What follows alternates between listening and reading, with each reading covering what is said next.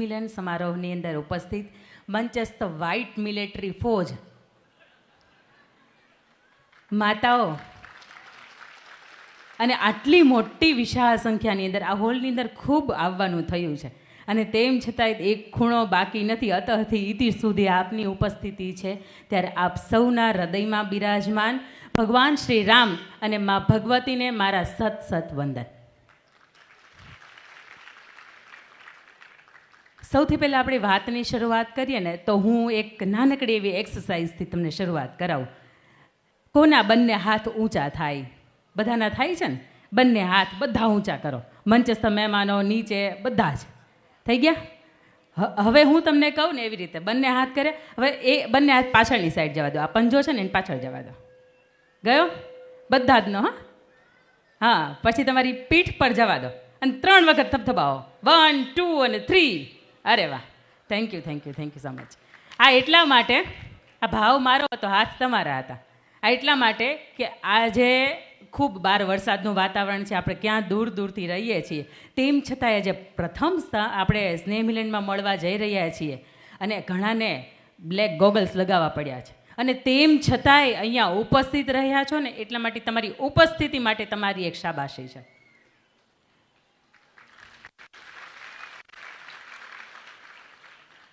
મને ગમ્યું તમે તમારા માટે તાલી પાડીને એ વાત.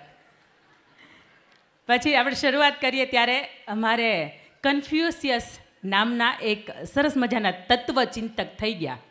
મારે એમને યાદ કરવા છે. એ હંમેશા એવું કહેતા, if you listen you forget. તમે માત્ર સાંભળશો તો તમે ભૂલી જશો. If you write you remember.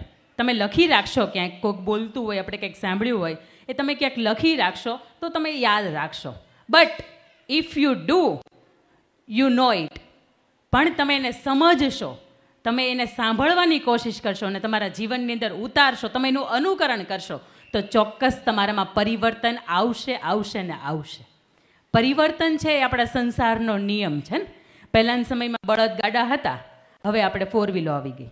પહેલાંના સમયમાં આપણે નદીએ પાણી ભરવું હોય તો આપણે નદીએ બેડું લઈને જવું પડતું. આજે આપણે નળ ખોલીએ ત્યાં આવી ગયું. પહેલાંના સમયમાં ગવર્મેન્ટ શાળાની અંદર જ આપણે ભણ્યા છીએ. આજે આધુનિક એવી હાઈ પ્રોફાઇલ હાઈ ટેકનોલોજીવાળી સ્કૂલો આવી ગઈ. પહેલાંના સમયમાં ચલો આપણે પહેરવેશમાંય બદલાવ કર્યો, આ પરિવર્તન આપણા બધામાં આવ્યું. પણ આપણા ઘરનો ગોળો હોય ને એને આપણે 1 વર્ષે 1.5 વર્ષે બદલી નાખતા હોઈએ ને. આપણે જે મોબાઈલ વાપરીએ છીએ એને ખબર છે કે 6-8 મહિને 1 વર્ષ દિવસે મોબાઈલની અંદર સોફ્ટવેર અપડેટની જરૂર આવે ત્યારે એને અપડેટ કરીએ છીએ. પણ આ બધામાં પરિવર્તન આવ્યું, પણ આપણા અંદર બહારથી આવ્યું. આ પરિવર્તન આપણી અંદરથી હજી નથી આવ્યું. આવ્યું છે?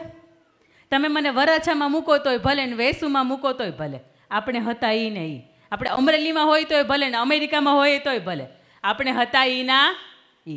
આપણામાં પરિવર્તન આવે, આપણા વિચારમાં પરિવર્તન આવે, આપણા વ્યવહારમાં પરિવર્તન આવે, આપણી વાણીમાં પરિવર્તન આવે અને કોઈને જોઈને આપણને દયા ભાવ ઉપજાવે. માત્ર એવા એક ઉદ્દેશથી આ પરિવારનું એક સરસ મજાનું સ્નેહ મિલન તમારી વચ્ચે આ આયોજક સમિતિએ મૂક્યું છે. ત્યારે આ મંચ ઉપરથી 3 વ્યક્તિને વંદન કરવા છે મારે. સૌથી પહેલાં વંદન કે મંચ ઉપર બિરાજમાન દરેક વડીલો કે જેના સંસ્કાર થકી આજે આપણે ઉજળા છીએ.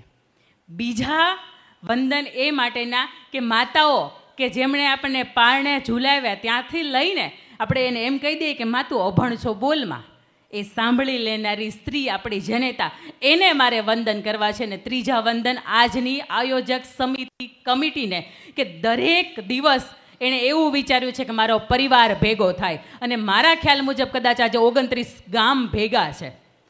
મેં આ વર્ષની અંદર લગભગ 18 સ્નેહ મિલન કર્યા. આમાંથી આ એક પહેલું મારા માટે સ્નેહ મિલન છે કે આટલા મોટા અલગ અલગ ગામમાંથી તમે અહીંયા ઉપસ્થિત થયા છો અને તેમ છતાંય આટલી બધી નીરવ શાંતિની અંદર તમે સરસ મજા બેઠા છો ને સાંભળો છો.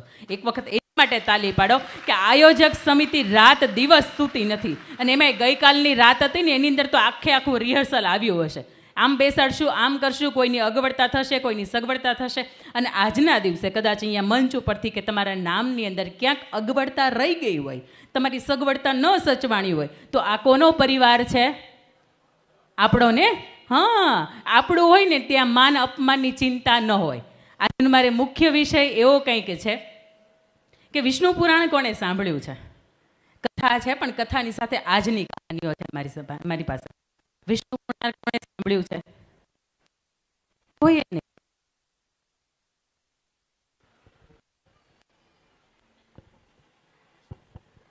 વિષ્ણુ પુરાણની અંદર સમુદ્ર મંથનની કથા આવે છે. હા કે ના? હા.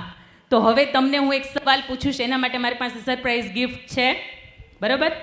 હવે આ કથા જેણે સાંભળી હોય અથવા તો સમુદ્ર મંથનની વાત જેણે સાંભળી હોય એ લોકોએ મને જવાબ આપવાનો, એ હાથ ઊંચો કરીને. સમૂહમાં બિલકુલ નહીં બોલતા, કારણ કે સમૂહમાં મારી પાસે ગિફ્ટ વિતરણ ન થાય. સમુદ્ર મંથનની કથાની અંદર સમુદ્રની અંદર જ્યારે દેવો અને દૈત્યો સમુદ્ર વલોવતા હતા, એક આ બાજુ લઈ જાય ને એક આ બાજુ લઈ જાય, સમુદ્રનું વલોવાત ચાલતો હતો, એની અંદરથી કેટલા પદાર્થો અથવા તો કેટલા રત્નો બહાર નીકળ્યા? Rise your hand if you have answer. આપ દાદા, આપને પણ મારો સવાલ છે કે સમુદ્ર મંથનની અંદરથી કેટલા રત્નો અથવા તો કેટલા પદાર્થો બહાર નીકળ્યા હતા? તો પછી મારો વિષય કદાચ મને એવું લાગે છે કે અહીં યોગ્ય સ્થાને છે. તો એના માટે મારી પાસે જે પુસ્તકની ગિફ્ટ છે એ રહેશે મારી પાસે. ચલો હું તમને આન્સર આપું એનો. 14 રત્નો હતા, 14 પદાર્થો હતા. ઘણાને એવું છે કે તો મને ખબર હતી, 13 પછી તો 14 આવે જ, જેમ 14 કોટી બ્રહ્માંડ હોય ને એમ. એની અંદરથી સૌથી પહેલું નીકળ્યું હતું હળાહળ ઝેર, અને સૌથી છેલ્લું નીકળ્યું હતું અમૃત. તો આપણા જીવનની અંદર પણ ઝેરથી લઈને અમૃત સુધીની યાત્રા એટલે આપણા મનનું મનોમંથન. અને એ શરૂઆત કરું એ પહેલાં એક નાનકડી મજાની વાર્તા કહીશ કે એક વૃદ્ધ બા હતા. વર્ષો પહેલાં અંધારિયો યુગ હતો અને બા હતા એ દરજીનું કામ કરતા હતા. એક વખત રાત્રે એ ગામની અંદર, ગામની ચોકની અંદર અંજવાળું હતું અને ત્યાં વાંકા વાંકા કંઈક ગોતતા હતા. ગામના યુવાનો ત્યાંથી પસાર થયા. એણે પૂછ્યું કે બા શું શોધો છો? એટલે બાએ કહ્યું કે મારી સોય ખોવાઈ ગઈ છે. એટલે યુવાનોએ કહ્યું અમે મદદરૂપ થઈએ. એટલે બા કે સારી વાત છે, મારે તો હું તો વૃદ્ધાવસ્થા આવી ગઈ છે મારી, અને વાપરવામાંય તકલીફ છે. સરસ વાત છે, તમે મને શોધવામાં મદદરૂપ થાવ. ખૂબ 5-10 મિનિટ બધાએ પ્રયત્ન કર્યા પણ ક્યાંય સોય મળી નહીં. એટલે બાને ફરીથી પેલા યુવાનોએ પૂછ્યું કે તમને એક્ઝેક્ટ ખબર છે ક્યાં ખોવાણી છે? એટલે બા કે હા. તો કે તો તમે એક્ઝેક્ટ આપો ને તો ખબર પડે કે આપણને એ જ જગ્યા ઉપર શોધવાની. એટલે બાને પૂછ્યું તો બા કે મારી ઝૂંપડી છે ને એની અંદર ખોવાણી છે. તો પહેલાં લોકો તો હસવા માંડ્યા કે ભાઈ બા તમારી ઝૂંપડીમાં સોય ખોવાણી, તો તમે અહીંયા ગામના ચોકમાં કેમ ગોતો છો? એટલે બા કહે કે અહીંયા અંજવાળું છે ને એટલે, અહીંયા અંજવાળું છે એટલે કે હું ગોતું છું. તો ઓલા બધા દાદા એટલે જે બધા યુવાનો હતા એણે એવું કીધું કે બા તો તમે મૂર્ખ કહેવાઓ, અંજવાળું હોય એની અંદર ન મળે. કદાચ અહીંયા સૂર્યનારાયણ બપોરના મધ્યાહનના તપતા હોય ને તોય અહીંયા તમારી સોય નથી ખોવાણી, એટલે તમને અહીંયા નહીં મળે. તમારી જ્યાં ખોવાણી છે ને ત્યાં જ તમને મળશે. તો એ બાએ એવું કીધું કે તો હું એક મૂર્ખી ન કહેવાઉં, મારી સાથે ઘણા બધા લોકો મૂર્ખ્યા કહેવાય. એટલે કે કેમ? એના ઘર જેમ સોય ઘરની અંદર ખોવાણી છે ને તમે બહાર ગોતો છો, એવી રીતે તમારા ઘરની અંદર સુખ શાંતિ અને તમારી સમૃદ્ધિ છે ને, તમારું ઘરનું જે આંતરિક સુખ છે ને એ આપણા પરિવારની અંદર અને આપણા ઘરની અંદર ખોવાયું છે ને આપણે જગતના ચોકની અંદર ગોતવા નીકળ્યા છીએ. આ તકલીફ અહીંયા થાય છે. પછી આપણને બહારથી એમ લાગે કે પ્રકાશ હશે, અહીંયા ગોતીએ પણ ત્યાં કાંઈ છે નહીં. ત્યાં ક્ષણિક સુખ મળે, પણ જે સાચું સુખ આપણા પરિવારની અંદર, આપણા કુટુંબની અંદર, આપણા 2-5 જે પ્રિયજનો છે એની વચ્ચે હોય, એવું સુખ આ દુનિયાની અંદર ક્યાંય પણ એક પણ ખૂણામાં નથી. પાછા આપણે આવ્યા વિષ્ણુ પુરાણની અંદર. ખૂબ મજાની કથા છે સમુદ્ર મંથન. અને સમુદ્ર મંથનને હું મારી દ્રષ્ટિએ મનોમંથન જેવું રાખું છું. જેમ સમુદ્ર મંથનની અંદર કેમ દેવો અને દાનવો અને દૈત્યો, દેવો અને દાનવો હતા, એની જેમ આપણા મનની અંદર સકારાત્મક અને નકારાત્મક વિચારો છે. આપણે અહીંથી કૂદકો મારવો હોય ને તો પહેલો વિચાર આવે કે મારી જાઓ, પાછો બીજો વિચાર આવે કે ના ના પગ ભાંગશે, નથી મારવો. થાય છે ને ઘણી વખત કોઈ પણ કામની આપણે શરૂઆત કરીએ ને એટલે 2 વિચાર આપણા મગજની અંદર આવે, એક સારો આવે ને એક નબળો આવે. સૌથી પહેલું એની અંદરથી જે 14 પદાર્થો નીકળ્યા હતા ને એ આપણને જીવન જીવવાની કળા શીખવે છે. જો તમે વિદ્યાર્થી હોય તોય ભલે, જો તમે આદર્શ ગૃહિણી હોય તોય ભલે, આદર્શ માતા હોય તોય ભલે, આદર્શ ઉદ્યોગપતિ હોય તોય ભલે, કે પછી આદર્શ પરિવારના મોભી હોય તોય ભલે. આ 14 રત્નોની કથા છે ને, ખૂબ મજાની તમને કહાની, તમને એની જે વાર્તાઓની અંદરના જે પ્રાસંગિક છે ને એ તમને મજાનું શીખવે છે. સૌથી પહેલું હતું હળાહળ ઝેર. ઝેર છે એ જીવનની અંદર નકારાત્મકતાનું પ્રતીક છે. ઘણી વખત કોઈ સ્થળ હોય ત્યાં તમે જાઓ ને તોય તમને ખરાબ વિચારો આવે. ઘણી વખત કોઈ તમે માણસની બાજુમાં બેસો ને તોય તમને નકારાત્મક વિચારો આવ્યા કરે. અને એ નકારાત્મકની અંદર આપણે આજની તમે કંકોત્રી જોઈ, આપણું જે સ્નેહ મિલનનું કાર્ડ છે એ તમે જોયું? હા કે ના? ધ્યાનથી જોયું? એમાં જે પહેલું પેજ છે, સૌથી પહેલું પેજ, એમાં કયા બે મહાનુભાવોના ફોટા છે? ડાબી બાજુ સરદાર વલ્લભભાઈ પટેલ ઊભા છે અને જમણી બાજુ સ્વામી વિવેકાનંદ ઊભા છે. સ્વામી વિવેકાનંદ એવું કહે છે કે તમે કોઈ પણ કાર્યની શરૂઆત કરશો ને એટલે હંમેશા આ દુનિયા તમારો વિરોધ કરશે, તમારી ઉપર હસવાનું ચાલુ કરશે, અને જો તમે એમાં સફળ ગયા તો શું કરશે? તમારી માટે ફટાકડા ફોડશે. તમે કોઈ પણ કાર્યની શરૂઆત કરો ત્યાંથી તમે પરિણામ આવે ને ત્યાં સુધીમાં આ સમાજ છે તમારી ઉપર હસશે અને છેલ્લે તમને કોંગ્રેચ્યુલેશન્સ કહેવાય આવશે. તમે શફીન હસન ઓળખો છો? સૌથી યંગેસ્ટ અને સૌથી નાની ઉંમરનો 21 વર્ષની ઉંમરે યુપીએસસી એક્ઝામ પાસ કરીને આપણા ભારતની અંદર, એ ભાવનગરનો, આપણા ગુજરાતની અંદર એ આઈપીએસ અધિકારી બન્યો છે. એ વ્યક્તિએ એવું કીધું હતું કે જ્યારે હું 17-18 વર્ષનો હતો અને ત્યારે હું યુપીએસસીની તૈયારી કરતો હતો ત્યારે આખા ગામે મને એવું કીધું હતું કે તું મધ્યમ પરિવારમાંથી આવે છે એટલે તારે ભણવું જોઈએ, કોઈ નોકરી કરવી જોઈએ અને પરિવારને મદદરૂપ થવું જોઈએ. તારા યુપીએસસીના ધંધા ન કરાય ને એની અંદરથી કોઈ પાસ થતું નથી. અને આવા વ્યક્તિઓ હતા. એ વ્યક્તિને અંદરથી સેલ્ફ મોટિવેશન મળ્યું કે આ લોકોએ મને એમ કીધું છે ને કે કોઈ પાસ નથી થતું એટલે મારે પાસ કરીને જ બતાવવું છે. અને એ વ્યક્તિ યુપીએસસીની અંદર આપણા ભાવનગરનું નાનું એવું એ ગામ અને ખેડૂતનો દીકરો શફીન હસન પાસ કરે છે અને એ લોકો તેના ઘરે જઈને સૌથી પહેલાં ફટાકડા ફોડે છે. નકારાત્મક આપણને કોઈ એમ કે તું આ નહીં કરી શકે, you can't do it, then you do it. કોઈક એમ કે નહીં થાય એટલે ત્યારે કરી બત્યાને મજાવાની મજા જે છે ને એ અલગ મજા છે. તું આવશે પણ આપણે એને ધકેલીને આગળ વધવાનું છે. એના પછી જે બીજો પદાર્થ નીકળ્યો હતો એનું નામ છે કામધેનુ ગાય. ગાય શું આપે? દૂધ આપે. એની મુખ્ય પ્રોડક્ટ છે દૂધ. અને દૂધ આપણે એવું કહીએ છીએ કે સૌથી શ્રેષ્ઠ કહેવાય. અને ગાયનું દૂધ હોય ને એ સૌથી ગુણવત્તામાં પણ સારું કહેવાય. અને ગાયનું દૂધ છે એ વિચારોની શુદ્ધતાની સાથે મેચ થાય છે. ગાયના દૂધમાં જે શુદ્ધતા છે ને એવું તમને આ કથા એવું શીખવે છે, આ પરિબળ એવું શીખવે છે કે આપણા વિચારો છે ને એની અંદર પણ શુદ્ધતા હોવી જોઈએ. કેટલા લોકો એવા છે કે જેના ઘરની અંદર પાણી આવે છે અથવા તો ગોળામાં તમે પાણી ભરો છો તો એ કોઈને કોઈ રીતે ગળાઈને આવે છે. કેટલા લોકોના ઘર એવા છે કે ક્યાંક ને ક્યાંક તમે પાણી ઉકાળો છો, ફિલ્ટર કરો છો, ગાળો છો, અથવા તો કેન વોટર હવે તો આવી ગયું છે આપણું, એનાથી અદ્યતન ટેકનોલોજીનું ફિલ્ટર. કેટલા લોકોને ત્યાં પાણી ગળાય છે? Riser hand. ગળાતું જ હોય આમાં, પણ ઘણા નક્કી કરીને આવે બહારથી આપણે હાથ બૂચો નથી જ કરવો તો પછી ન ગળાયો.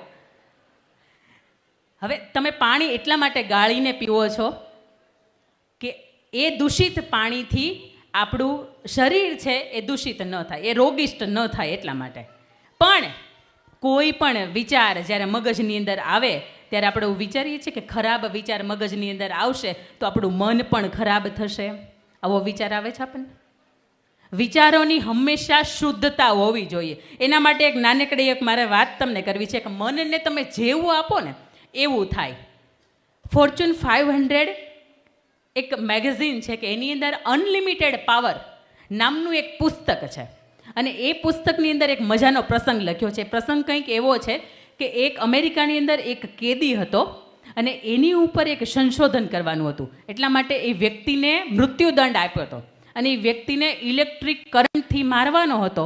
અને છેલ્લે એ વ્યક્તિને એવું કીધું કે અમે તને ઇલેક્ટ્રિક કરંટથી નહીં પણ સાપનું તને ઝેર કવડાવવાના છીએ અને ઝેરથી તારું મૃત્યુ થવાનું છે.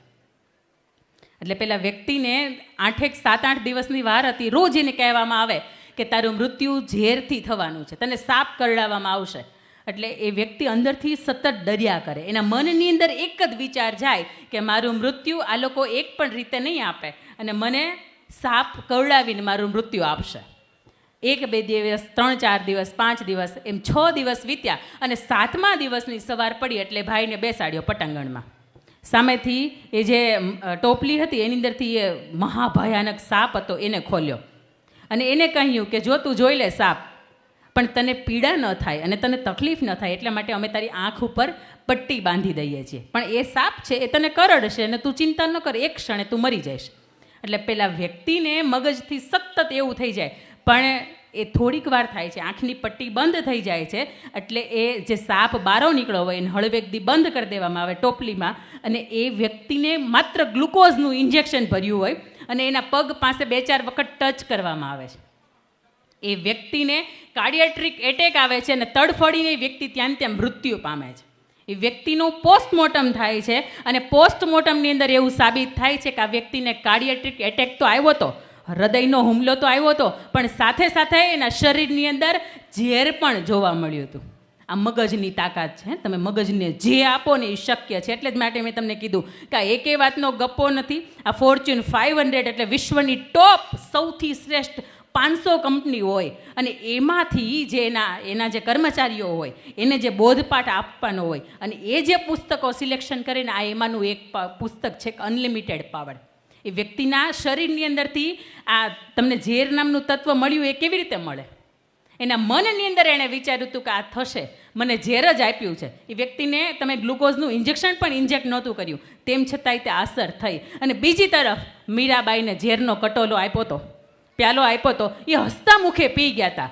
પ્રભુનો પ્રસાદ માનીને એને એવું નહોતું કીધું કે હું જે પીવું છું એ ઝેર છે, એટલા માટે તમારી મારી સમક્ષ ઉદાહરણ છે કે વ્યક્તિને કંઈ નહોતું થયું. એ આપણી જેમ સામાન્ય માણસ જ હતા. પણ તમે મનથી કોઈ નક્કી કરો છો કે આ આમ જ છે તો એ એમ જ હોય અને એમ જ થાય. તમે અહીંયાથી આના છે ને આ law of attraction the secret પુસ્તક છે, એક એનોય નિયમ છે. જે વિચારો નહીં થાય, તમારામાં તાકાત હોય ને તો આ તમે બહુ શ્રદ્ધાથી વિચારી જોજો કે 1 વર્ષની અંદર મારે આંગણે 4-વ્હીલર બહુ ટોપ મોડેલની ગાડી આવે. એના માટે તમારે સતત કટિબદ્ધ રહેવાનું. રોજ પોતાની જાતને એમ કહેવાનું કે જે તે સમયે હું આ 4-વ્હીલરની અંદર હોઈશ, એ હોવ તમે. કારણ કે law of secret, law of attraction એવું કહે છે કે તમે જેવું વિચારો ને એવું થાય. એના પછી ત્રીજી વાત છે, ત્રીજો પદાર્થ નીકળો, એનું નામ હતું ઉચ્ચશ્રવા ઘોડો. ઘોડો છે એ સખત મહેનતનું પ્રતીક છે. તમે કોઈ પણ બીજા પશુ પક્ષીઓ જોયા હશે તો એ બેઠા હશે ને, આરામ કરતા હશે, પણ ઘોડાને ક્યારેય તમે બેઠેલો જોયો? આપણી ઓફિસની અંદર, ઘરની અંદર આપણે 7 ઘોડા દોડતા હોય એવો ફોટો કેમ લગાવીએ છીએ? કે આપણું નસીબ છે, આપણી પ્રગતિ છે એ પણ દોડતી રહે. વિદ્યાર્થીઓ માટે મારે ખાસ કહેવું છે કે આપણા પાટીદાર સમાજનો દીકરો ગયા વર્ષે કાર્તિક જીવાણી, આપણા સુરતનો, કેટલા ઓળખે છે? હા, હવે એની ખાસિયત હું તમને કહું. એ વ્યક્તિએ, હું ઘોડા જેવી પરિશ્રમની વાત કરું છું ખાસ વિદ્યાર્થીઓ માટે, કે પરિશ્રમ કેવો હોય. કાર્તિક જીવાણી, આપણા પાટીદાર સમાજનો દીકરો, યુપીએસસીનો જ્યારથી શરૂઆત થઈ, એટલે આપણે આઈપીએસ ને આઈએએસ ને જે બનાવે ને એ સંસ્થાનું નામ છે, પરીક્ષાનું નામ છે યુપીએસસી. એની જ્યારથી શરૂઆત થઈ ત્યારથી આજ સુધીમાં ટોપ 10ની અંદર એક પણ ગુજરાતી વ્યક્તિ આવ્યો નહોતો. આ વ્યક્તિએ 17 થી 18 કલાકની મહેનત કરી અને આખા ભારતની અંદર 8મા ક્રમે આવ્યો આપણો પાટીદાર સમાજનો દીકરો, અને આઈએએસ કેડર એને પ્રાપ્ત થઈ. આ ક્યારે થાય? ઊંઘની અંદર પણ સતત તમારે ઘોડાની જેમ દોડવું પડે. અને બીજું મારે તામિલનાડુની ખાસ દીકરીઓ માટે વાત કરવી છે. આજના સમયમાં આપણે દીકરીઓને છે ને રીલ્સ જોવાનું ચાલુ થઈ ગયું છે. લિપસ્ટિક લગાવવાનું, હાઈ હીલની સેન્ડલ પહેરવાનું, પાછી નવું જે પણ આવ્યું હોય એમાં આપણે મોટા વરાછામાં બધું દેખાય જ આવે. આમને ખાલી રોડ ઉપરથી નીકળ્યા હોય ને તોય દેખાય કે આ નવું કંઈક આવ્યું છે. તામિલનાડુની એક દીકરીની વાત કરવી છે. એનું નામ હતું નાગરત્ના. એના મમ્મી ભીખ માગવાનું કામ કરે. કારણ કે એક વખત બરાબર સાંભળજો, એના મમ્મી ભીખ માગવાનું કામ કરે મંદિરની બહાર બેસીને. એના પપ્પા દારૂડિયા. આવી પરિસ્થિતિની અંદર ગવર્મેન્ટ સ્કૂલની અંદર એ દીકરી વિધાઉટ ટ્યુશન ભણે છે અને રેકોર્ડ બ્રેક આજ સુધીમાં તામિલનાડુની અંદર 98.97% એક પણ વિદ્યાર્થી પાસ નથી. ધોરણ 12ની અંદર આ દીકરી શનિ રવિ ભીખ માગવાનું કામ કરે અને સોમથી ગુરુ ને શુક્ર આટલા દિવસ સખત તૂટી જાય એટલી 15, 20, 25 કલાક સુધીની દિવસની અંદર મહેનત ડબલ કરે કે આવતા દિવસોમાં મારે ભીખ માંગવા જવાનું છે. શનિ ને રવિ માતાની સાથે પોતે ભીખ માંગતું હોય અને એ વ્યક્તિ તામિલનાડુની અંદર પ્રથમ ક્રમાંકે ધોરણ 12ની અંદર આવે છે. આ વિચારી ન શકીએ કે આપણે આ તાકાત ક્યાં છે. આપણી પાસે તો ખૂબ ભૌતિક સગવડતાઓ આપણે મા બાપે આપી છે. સ્કૂલે જવું હોય તો આપણે ચાલીને નથી જવું પડતું, બહુ નજીકમાં હોય તો વાત અલગ છે. બાકી આપણા માટે જવાની, આવવાની, આપણને વાંચવાની, આપણને સરસ જમાડવાની બધી તકલીફ આપણા મા બાપ ઉઠાવે છે. મા બાપ આપણા માટે ઘોડા જેવો શ્રમ કરે છે, તેમ છતાંય આપણે એની વળતર આપીએ છીએ. આ વળતર એને આપવાની છે. આપણે તો ઘોડા જેવી મહેનત કરવાની છે, પણ સાથે સાથે આપણા મા બાપે આપણી ઉપર જે મહેનત કરી છે ને, મહેનતનું વળતર. ત્રીજું, ઉચ્ચ શવા ઘોડો, આપણે એની વાત કરી કે સતત દોડવાનું, સતત મહેનતનું પ્રતીક છે. અને ચોથું, ઐરાવત નામનો હાથી. હાથીનું એક એવું બતાવે છે, હાથી છે એ સ્થિરતાનું, ધીરજનું. એ એવું કહે છે કે તમે વિદ્યાર્થી હોય તો ભલે, અને ઉદ્યોગ સાહસિક હોય તો ભલે, અને ઘરની ગૃહિણી હોય તો ભલે, કોઈ એક કામની અંદર નિષ્ફળ થાવ તો હાર માનવાની નથી. 1000 વાર એક નાની એવી કીડી હોય ને, 1000 વાર પડે છે અને તેમ છતાંય દાણો લઈને ચડે છે. लहरों से डरकर नौका पार नहीं होती, कोशिश करने वालों की कभी हार. चीड़ी गिरती है, उछलती है, फिर गिरती है, हर बार उनकी मेहनत बेकार नहीं होती, कोशिश करने वालों की कभी हार नहीं होती. एक वखत विषयમાં ફેલ થયા તો તમારા માટે ઓપ્શન છે, પરીક્ષા આવે છે. 3-4 વિષયમાં તમારી પાસે ઓપ્શન છે, એક વર્ષની એક્ઝામ. કદાચ ઘર પરિવારમાં તમે કોઈ સાસુ તરીકે કે કોઈ વહુ તરીકે તમારો સંબંધ નિભાવવામાં ફેલ થયા છો, તો તમારા માટે સુધારવા માટેનો એક નવો સમય આવે છે. કોઈ ઉદ્યોગ સાહસિક માટે કોઈ ફેલ થયા છો, તોય તમારા માટે એક સમય આવે. તમે મેં જે કપડાં પહેર્યા છે ને, એ જે સિલાઈ મશીનની શોધ સેમ્યુઅલ હોલ નામના વ્યક્તિએ કરી. એ વ્યક્તિ 9 વખત ધંધાની અંદર ફેલ ગઈ હતી. કેટલી વખત આપણે અહીંયા, હું એવું માનું છું કોઈ પણ એવું નથી બેઠું કે 9 વખત એકને કોઈ પણ નવા ધંધા કરે ને એમાં ફેલ જાય છે. કોઈ 9 ધંધાની અંદર ફેલ ગયા હતા, તેમ છતાં એની અંદરની ધીરજ હતી ને એ ટકી હતી. 10મો ધંધો શરૂ કર્યો અને સિલાઈ મશીનની શોધ કરી. આજે આખું વિશ્વ છે ને એ સિલાઈ મશીન ઉપર આધારિત છે ને. અને એના પછીનું મારે તમને આ ઉદાહરણ આપવું છે કે લાઇટના શોધક કોણ? Thomas Alva Edison. આપણે ભણવામાં આવતું. હવે થોમસ આલ્વા એડિશનના જીવનનો એક મજાનો પ્રસંગ તમને કહું કે સવારમાં ઉઠીને પોતે બ્રશ કરતા હતા અને ટીવી ચાલુ હતું. જોયું કે ટીવીની અંદર કોઈક ફેક્ટરી બળે છે એવા સમાચાર આવે છે. પછી ખબર પડી કે આ તો મારી જ ફેક્ટરીની વાત થાય છે. એટલે 5 વર્ષનો દીકરો અને હાથ મોઢામાં બ્રશ રહી ગયું અને ફટાફટ એક વોકિંગ ડિસ્ટન્સ હતો એ રહેતા હતા ત્યાંથી એની ફેક્ટરીનો. ત્યાં પહોંચ્યા અને ત્યાં જઈને જોયું તો બધું બળીને ખાક થઈ ગયું હતું, ભૂક્કો થઈ ગયું હતું. તેમ છતાંય હું સ્થિત પ્રજ્ઞતાની ધીરજની વાત કરું છું. ત્યાં પહોંચ્યા અને એના દીકરાને એવું કીધું કે બેટા જા તું ઘરે, તારા મમ્મીને બોલાવી આવ. એણે વાસણ ઉટકવા માટે આટલો મોટો રાખનો ઢગલો ક્યારેય નહીં જોયો હોય. આ સ્થિરતા છે. ફેક્ટરી સામે બળીને ખાક થઈ ગઈ છે, તેમ છતાં એને બાળકને એવું કહે છે કે મમ્મીને બોલાય. અને ફેક્ટરીની સામું જોઈને ભગવાનને ચેલેન્જ કરે છે કે હું 10 વાગે આવું છું, ફરીથી રિસ્ટાર્ટ કરું છું. અને એ વ્યક્તિએ ફરીથી રિસ્ટાર્ટ કરી અને આજે તમને મને આ લાઇટની ભેટ આપી. આજે ન્યુયોર્કની અંદર તમે જાઓ ને તો એડિશન નામનું શહેર છે. એ વ્યક્તિ આજે આપણી વચ્ચે નથી, પણ શહેર સ્વરૂપે આજે આપણી વચ્ચે છે. આ સ્થિરતા છે, આ ધીરજ છે. તમે ધીરજ જ્યારે ટકાવી રાખો ને, કોઈ પણ મહેનતની અંદર નિષ્ફળ થાવ જ સંભાવના આવે ને, કાં તો 50-50% આવે, કાં તો તમે સફળ થશો અને કાં તો તમે નિષ્ફળ થશો. નિષ્ફળ થશો તો હાથીની જેમ યાદ રાખજો કે કૂતરા ભસવાવાળા ભસશે, આપણને કંઈ ફેર નથી. આ ઐરાવત હાથી એવું કહે છે કે કોઈ પણ કટોકટીનો સમય હોય તો એ શું થઈ ગયું, ધીરજ તમારી છે એ તમારે ખોવાની નથી. એના પછી 5મો પોઈન્ટ છે કૌસ્તુભ મણિ. મણિ હોય ને, રત્ન હોય, એ શેનું પ્રતીક છે? પ્રકાશનું પ્રતીક છે. પ્રકાશ મતલબ તમારા જ્ઞાનનો પ્રકાશ. આપણે નાના હતા ને ત્યારે આપણને બધું યાદ રહેતું હતું, પણ આપણે બધું છોડી દીધું. ન્યૂઝ જોવાના છોડી દીધા, આપણે ન્યૂઝપેપર વાંચવાના છોડી દીધા. એટલે આ ધાર છે ને આપણી કટાઈ ગઈ છે. ઘણા વર્ષો પછી આપણને એમ થાય કે આપણને તો ઘણું બધું યાદ રહેતું હતું, પણ હવે કેમ યાદ નથી રહેતું? પણ તમે એ ધારને ક્યારેય ઘસી જ નથી. 2 મિત્રો હોય, રોજ એક સાથે એને એક કામ હોય કે રોજ સવારમાં જંગલમાં જવાનું અને તમારે વૃક્ષો કાપવાના. પહેલા દિવસે 2 મિત્રો ગયા, બંને 20-20 કાપ્યા. બીજો દિવસ થયો એટલે પહેલાં 20ના 22 કાપ્યા અને આ વ્યક્તિએ 20ના 18 કાપ્યા. ત્રીજા દિવસે વળી પાછા ઓલાની એમ 7 દિવસ વીત્યા ને, તો જેણે 20 કાપ્યા હતા ને એને જે સતત વધતા હતા એને 26 કયા. એક દિવસમાં એ ઝાડ કાપે.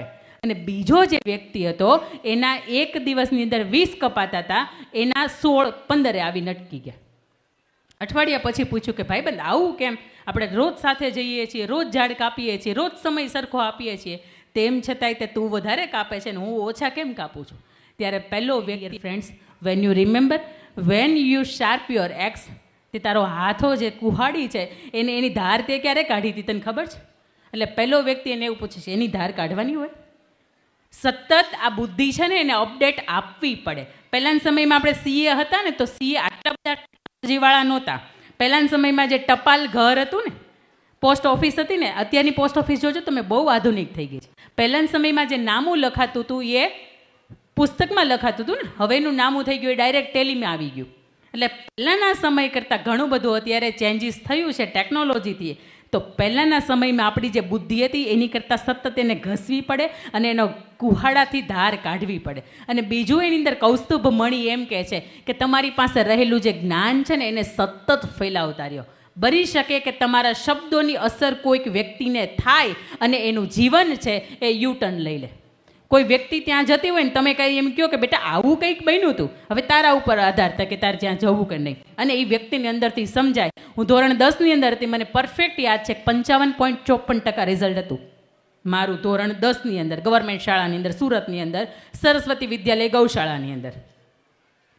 એ રિઝલ્ટ આવ્યું એ પછી મેં એક મેગેઝિન કહેવાય મેગેઝિન વાંચ્યું હતું. અને મેગેઝિનની અંદર આપણા સુરતના ડૉક્ટર શરદ ગાંધી છે, એમની પંક્તિ કંઈક એવી હતી કે 7 પગલાં ભરી લેવા દે, ચાંદ હવે દૂર નથી, વાદળ નડે કે વીજળી હવે પાછું વળવું મંજૂર નથી, પાંખો પણ છે, પવન પણ છે અને સામે ખુલ્લું ગગન પણ છે, આ સૂર્ય પણ જુએ છે રાહ તારી, માત્ર ચાંદ તારી મંઝિલ નથી. આ 4 લાઈન વાંચી હતી એ વ્યક્તિની અને એટલી બધી ટચ થઈ ગઈ કે ટોટલી 11મા ધોરણથી રિઝલ્ટ ટોટલી બદલી ગયા. જે 55% એક સમયે અટકી ગઈ હતી હું, એ પછી એ કોલેજ ફર્સ્ટની અંદર, કોલેજ ટોપ 5ની અંદર એ વ્યક્તિ આવતી થઈ ગઈ. ક્યારે? કોઈ વ્યક્તિ પાસે જ્ઞાન હતું, એણે ક્યાંક ને ક્યાંક સ્વરૂપે તમારા સુધી પહોંચાડ્યું અને તમારું જીવન બદલાણું. વિદ્યાર્થી તરીકે ખાસ મા બાપે આપણા કરતાં ઘણી દિવાળી જોઈ છે અને આપણને એમ કીધા હોય કે બેટા ન કરાય, તો એની સામે આર્ગ્યુમેન્ટ કરાય જ નહીં કે કેમ ન કરાય. એ ન જ કરાય કારણ કે એણે આપણને દિવાળીઓ જોઈ છે ને એનું ભાથું આપણને કરાય.